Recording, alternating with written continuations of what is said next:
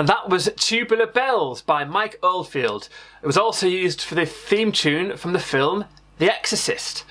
So it's a really cool one to do. That was just a small section of it because the whole song, the full song is 48 minutes long. So we're just going to do that small section of it.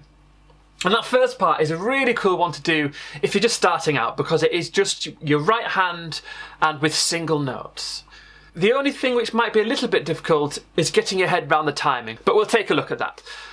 First of all, I'm just going to play it slowly for those of you that find it easier just to copy, and then I'll go into a little bit more detail afterwards. So to start off with, middle C is here, and then you just want to go up to the right by 1 full octave and start on the E above there with your thumb on the E. Here it is nice and slow.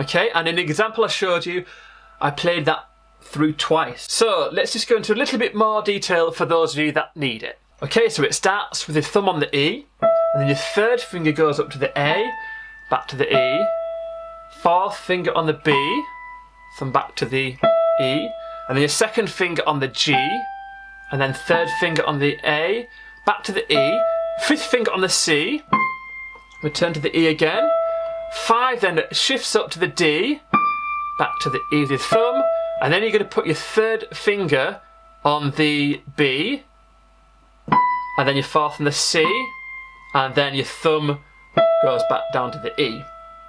That is the first segment of the song, the first part of the riff if you like. And we're going to think about this riff as 2 different parts because it just kind of goes round and round in circles, but you just need to know exactly where you are so it sounds correct. So that's the first part. Once more.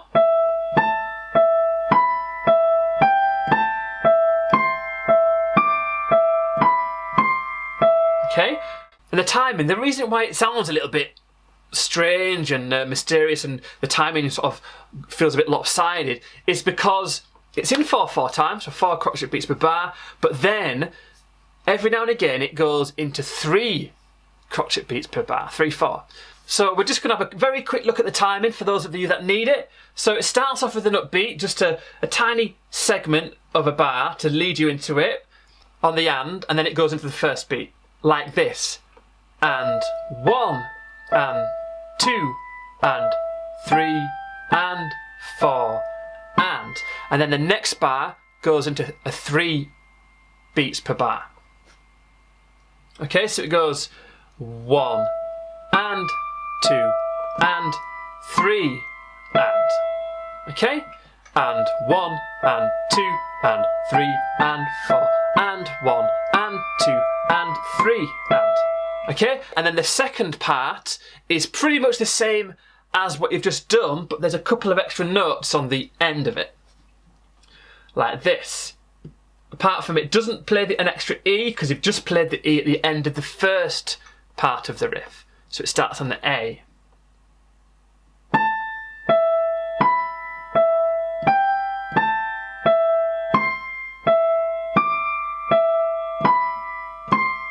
Okay, here's the extra 2 notes, just goes B, E.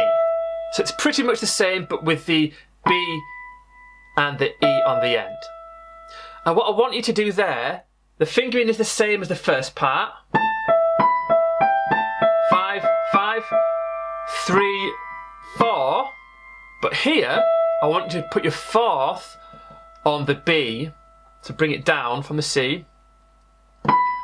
And then it means you're set up because that's the end of the second section. Then it starts again. So it means your third finger is ready for the start of the riff again. So you're pretty much going start, second section, the B and the E on the end, and then it starts again. Second section. Can you see that? Feel free to rewind and go through it slowly if you need to. Remember the little cog so you can watch it even slower in the playback video settings. And yeah, I hope you enjoyed that. Please like and subscribe and all that kind of stuff.